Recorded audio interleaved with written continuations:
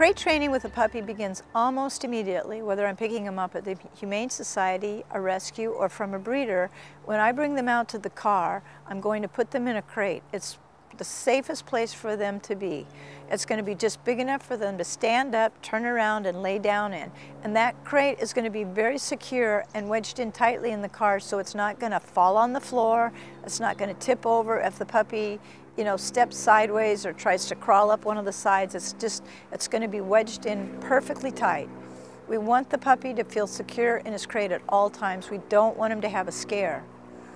After that, when I get him home, I'll bring him in the crate, and that's actually going to be his home base for a while. I may end up with a couple crates, one upstairs or in my bedroom, and another one in my living area or kitchen area. For a dog, a crate is like a den. If you do it right, they'll love their crate. They'll love to go in it. I feed them in their crate. It's a safe place for them, and it helps tremendously when it comes to housebreaking a puppy, because typically dogs do not like to soil in the space where they're sleeping and eating. There's several types of crates available. Plastic crate, a fabric collapsible crate, and there's a collapsible metal frame crate. If you feed your puppy inside the crate and you give them treats when you put them in the crate, and you don't leave them in the crate for longer than a couple hours at a time when they're babies, you're going to find that they learn to love their crate. Dogs typically love to have a very secure den that they can go into to get away from things, a safe haven, so to speak.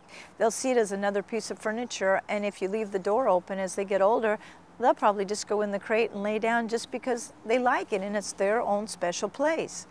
But it's going to help you tremendously when you start housebreaking your puppy, which will be almost immediately. It's going to help you tremendously when they start teething and they want to eat your furniture. And it's going to be a great place for them to ride in the car. It's going to keep them safe. And if you ever have to travel, go on a road trip, or anything like that, it's a go-to place for them where they feel safe and secure. Sometimes just even in thunder and lightning storms, dogs love to be in their crate. They feel much more secure than being loose in the entire house. One thing to remember when you're crate training, you want it to be a fun, pleasant place for a dog to be. You want it to be their safe zone. What you don't want to do is use it for punishment.